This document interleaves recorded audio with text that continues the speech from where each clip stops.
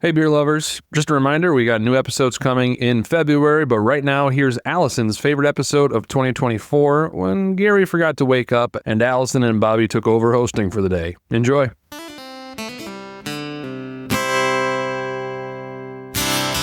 Hi, everyone. This is another episode of Respecting the Beer. I am not Gary Arndt, who is sleeping in today, and so I am going to take over for him.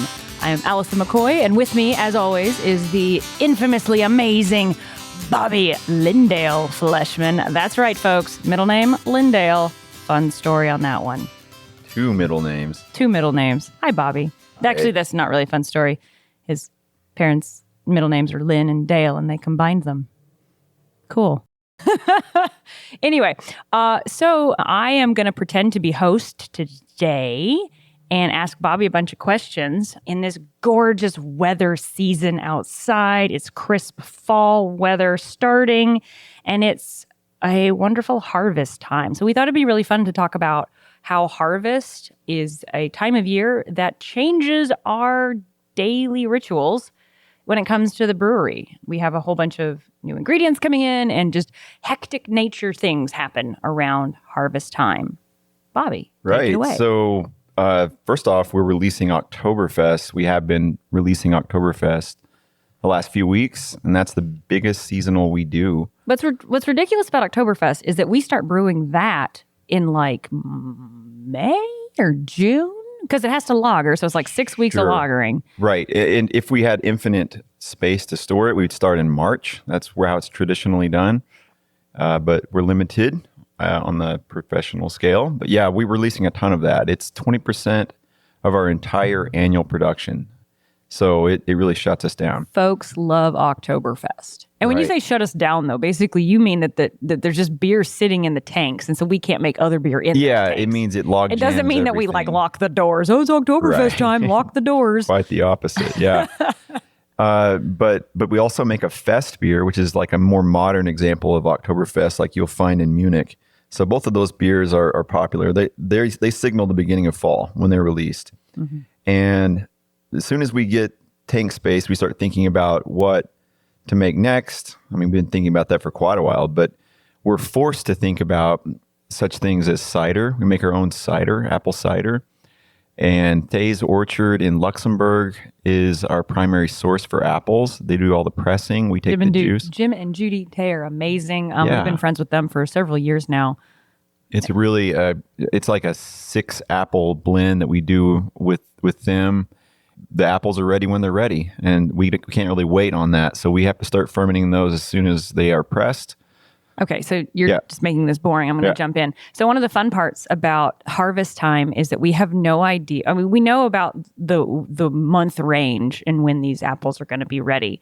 But we'll get a text from Judy, and she's like, we're pressing the apples this weekend. And so we have to scramble and figure out, okay, who's going to drive out there, take the bit. We have this large, 250 gallon? 270. We might get a text from her while we record. Oh my God, that's hysterical. I know. Any day now, she's going to be calling us. Yeah. And the worst case scenario, she calls us, and it's they're pressing during our Lagerfest celebration, which is the first weekend in October. We always hope it's a little before that, but depending on the season, I mean, we are kind of victims of the harvest. We have to, adapt and go as soon as the apples are ready. But she'll text us, and we have this huge, again, 270 gallon thing. Right. We put it in the back of a truck. Actually, we borrow Appleton Beer Factory's truck because our truck's too small. We take it out there, and they fill it up. And then driving back, we typically drive back during a Packers game. I don't know how it always happens, but we get stuck in traffic with the Packers traffic. Driving with 250 gallons of apple juice in your back of your truck is not an easy feat. Inertia. Oh my gosh. It's like waves. It's like one of those, y'all remember in the 80s, those wave beds where the bed was like the water bed thing? That's what it kind of feels like when you're driving the truck when you've got that much cider in the back. Anyway, I digress. It is. Yeah, it's a lot of liquid. But as soon as we get it back here, we start fermenting it, adding yeast to it, and letting it go. And unless, remember that one time, I'm not going to name names, but someone forgot to put the packet of the stabilizer in it, and we lost, was it 200 gallons? Do you remember that?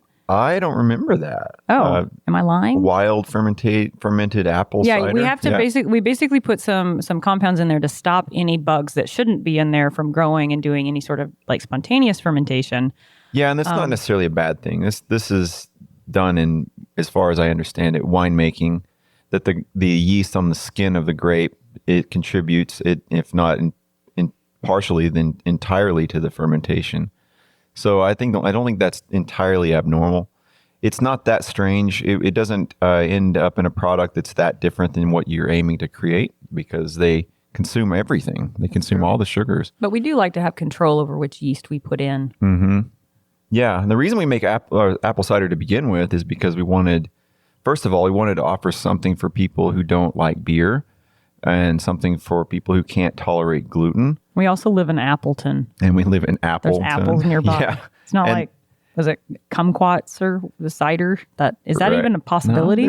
No, pear is the best, I think. I think pear and apple are the best two to make cider with, but I'm not sure beyond that.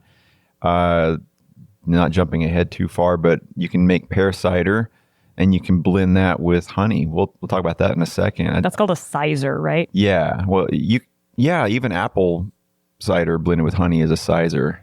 But yeah, it's a subcategory of a subcategory. Yeah. Anyway, but why did we choose cider to begin with? Well, it's on brand for us. We're trying to do something very English because we're an English pub in a lot of respects when you see what we do here.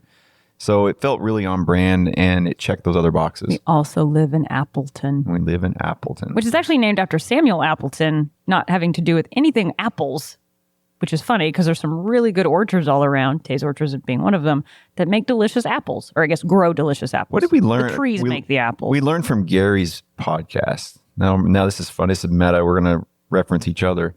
Gary has a podcast called Everything Everywhere. Daily. And it's 10-minute snippets. And recently, he was talking about the origin of some old terminology for food, or modern terminology for food. And anyway, fruit was all called apples at some point. All fruits were apples. So only in the last, whatever it was, 100 years did they start to break off and call fruit by their individual names. I would say I'm very happy to live in Appleton as opposed to Fruitton. That doesn't sound as fun. Well, talking about Appleton, we're also known for like Door County cherries in this area of the state. And a place in town called Cherryland's Best makes some of the best products from cherries at this time of year. We take Montmorency cherry and blend that back with the cider. And that's become its own sort of thing. So we're going to have to keep that on all the time, it seems. People really love that one. I think the other nice thing about having the cherry cider, the English cider, we should talk about Bersina. We'll do that in a second. Right. The nice thing is having a gluten-free option, because so many folks these days have, limitations on what they can consume. And beer is gloriously gluten filled. Rich. And so pizza and beer, that's a great gluten rich just gluten fest. Anyway, so it's really nice to have those options for folks. So our English cider is named Bersina cider. And at its core, it's a dry cider. Mm-hmm. And so what makes it a dry cider? Yeah, that comes down to, so when you're making ciders or wines, you often let them ferment to completion. And then you come back and you do what's called back sweetening. And you can do that a couple of different ways. You can add sugar to that. Let's see, that sugar source could be honey. That sugar source could be sucrose or some kind of dextrose, which is corn sugar. Or you can add apple juice that's been pasteurized. And the reason it's important that it's pasteurized is because you don't want to kickstart fermentation with the sweet stuff that you just put in there. So that's another thing you can do. And you can make what's called a sweet cider. There's other ways to do it. You can arrest fermentation. You can stop it from fermenting to begin with. That may not be the preferred method by some people. I don't choose that method usually. But yeah, I think you're looking for that balance of sweet to tartness, because apples bring some tannins with them, and definitely a high level of acidity. They can be the same pH anyway, not to necessarily relate pH to acidity, but they can have the same level of acidity that your sour beers do, like even in Belgium. You're panning through your phone. I am. I'm looking up the history of Bersina artists in Appleton. So we named our English cider Bersina's cider, and that's the dry one, if I'm correct. Correct. And then the sweet one is Horace's cider. So those names come from Horace and Bersina artists who are actually, they married in secret as slaves and were freed during the Civil War. And then they made their way, after they were freed from slavery, into Appleton, and that's where they settled. There's no known pictures of Bersina, but there is a really great write-up of Horace and some pictures from the Appleton Historical Society. Yeah.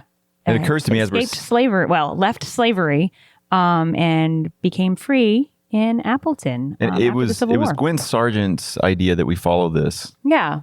She owns the bike shop next to us, and she also is active in the Historical Society. So I don't know if it was her or my idea or Allison's that we wanted to honor Black heritage with our ciders. Yeah. So that's where these names came from. In fact, the cherry cider doesn't have a name per se yet, so we may need to put our thinkers on that. Oh, that's a great idea. Yeah.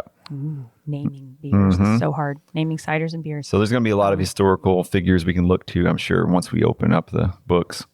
So yeah, I just wanted to give a shout out. Yay, Appleton Historical Society. What else comes out in harvest time? Lots of things.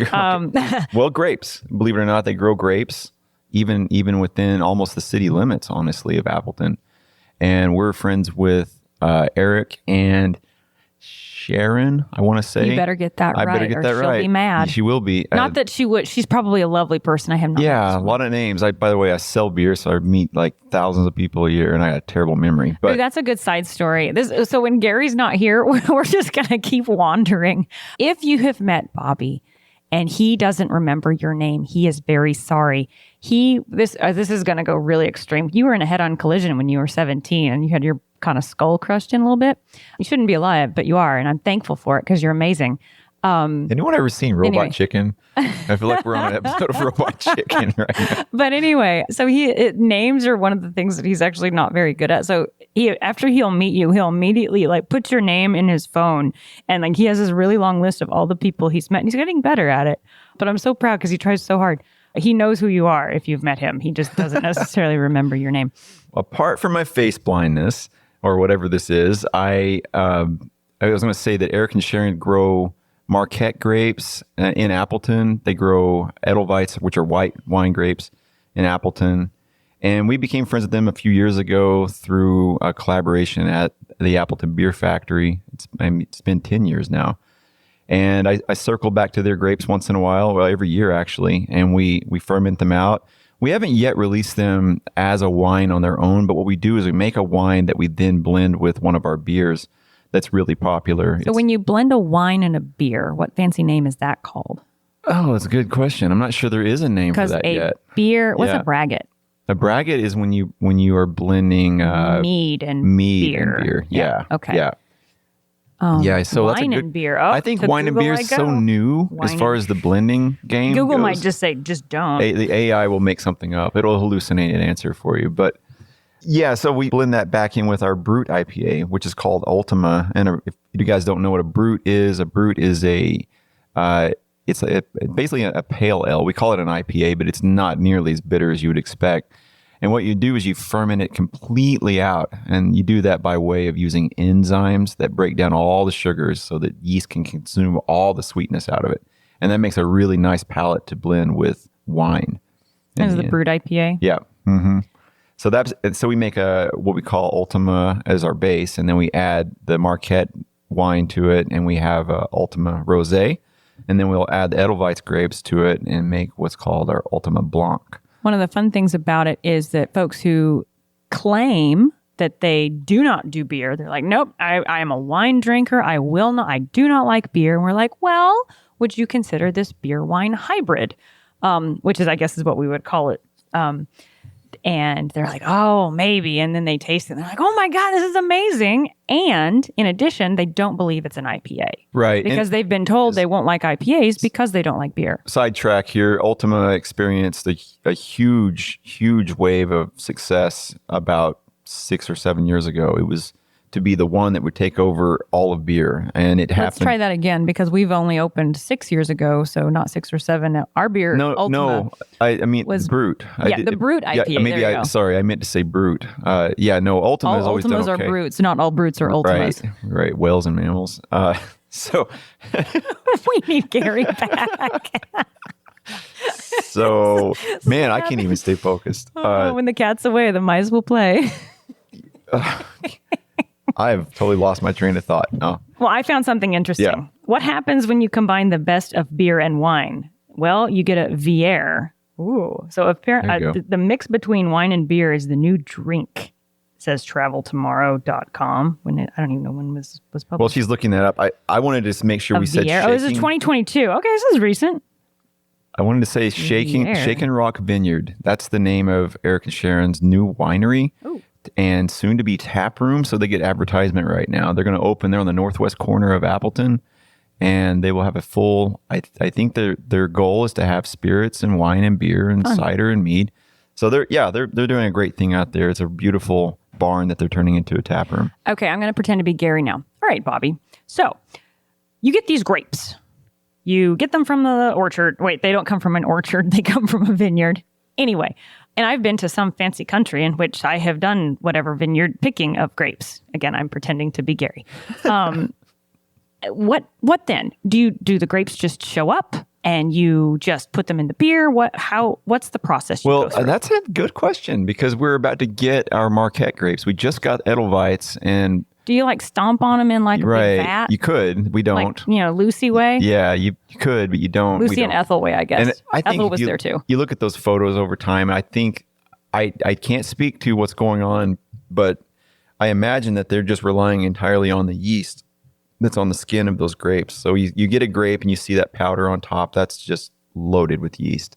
So it will dominate the monoculture or whatever that's what you call. What's the right word? Anyway, the ecosystem of those grapes, and it'll take off. It'll start fermenting all on its own. So people jump in and they'll take their shoes off, which looks really gross, but I'm sure if they're cleaning their feet, blah, blah, blah. That's how they did it then. We don't do it that way now. And what we do now is we have a hydraulic press.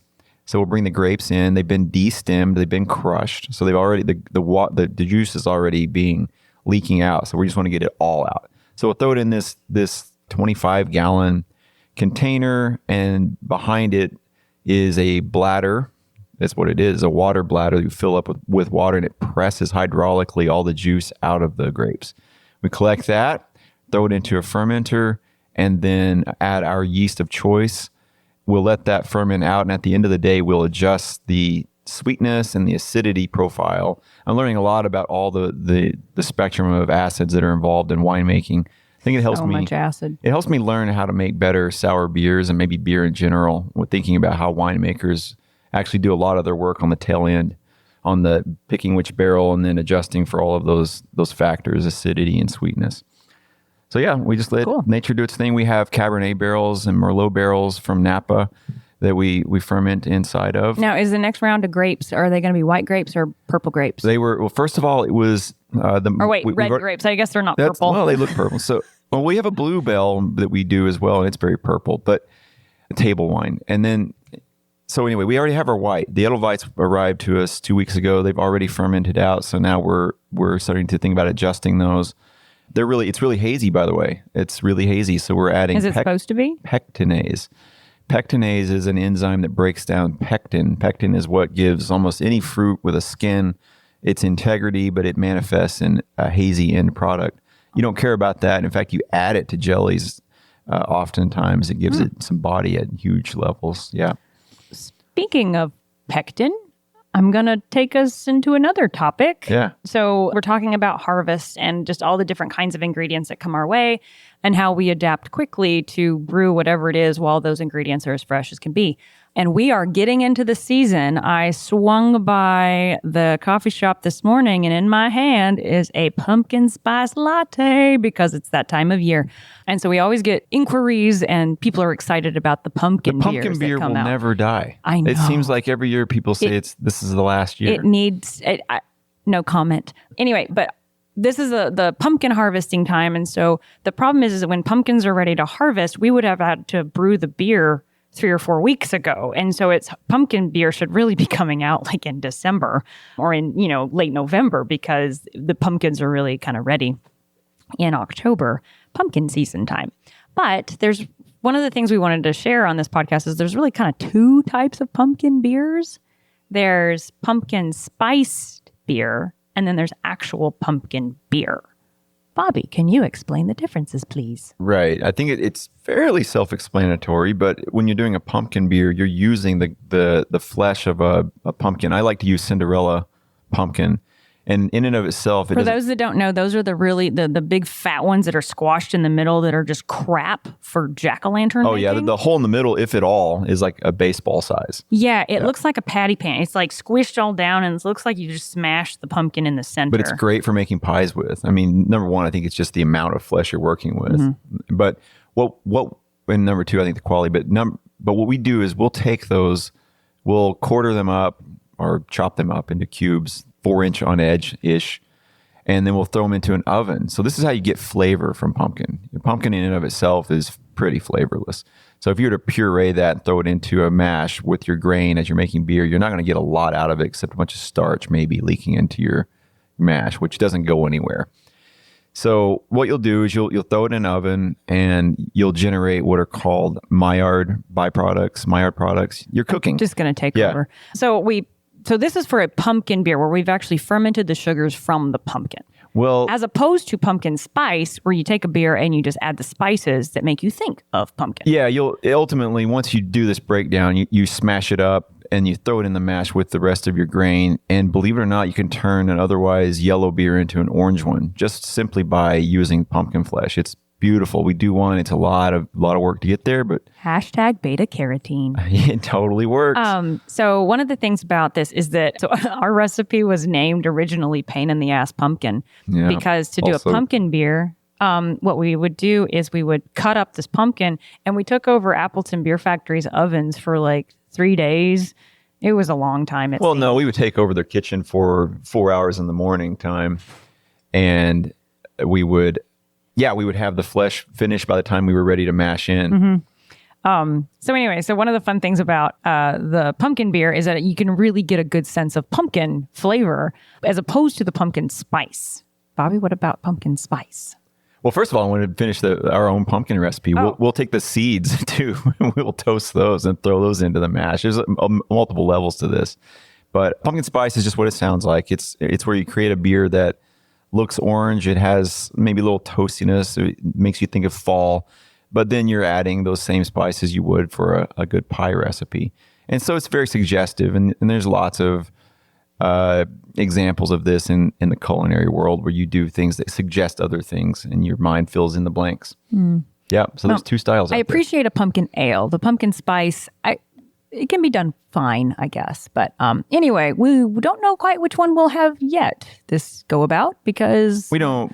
Yeah, that's true. We may have a couple. On the timing of our pumpkin beer, we're not able to have it ready at the beginning of, I would say, September. Right. Because the pumpkins themselves aren't available until about that time, if at the earliest. So we'll take them and we'll be releasing our pumpkin ales at the end of October. That gives us enough time to pull that off, which is perfect, right? Because you want to get Halloween and you want to carry yourself all the way through Thanksgiving. Oh, that reminds me. We would do a beer mixture where we would take the pumpkin ale and we would mix it with the porter, I believe, and we called it the Ichabod Crane. Oh, no, it was Public House Pint. It was the stout. No, it was the porter. Because White Horse is our porter. Yeah, White Horse Porter.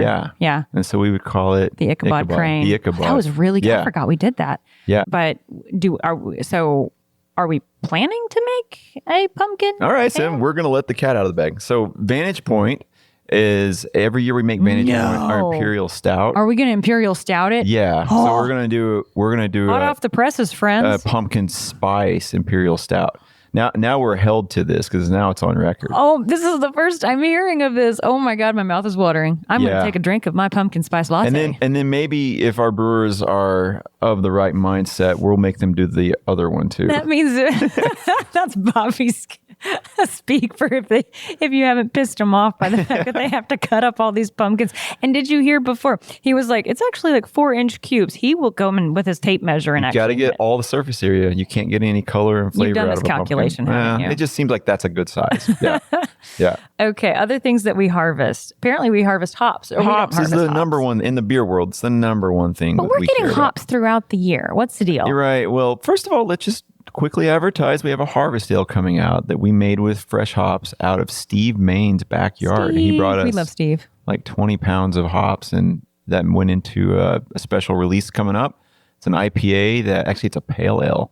And we use honey to finish it from, I believe, our roof. So there's a lot of harvest elements in that beer. So we're calling that a harvest ale.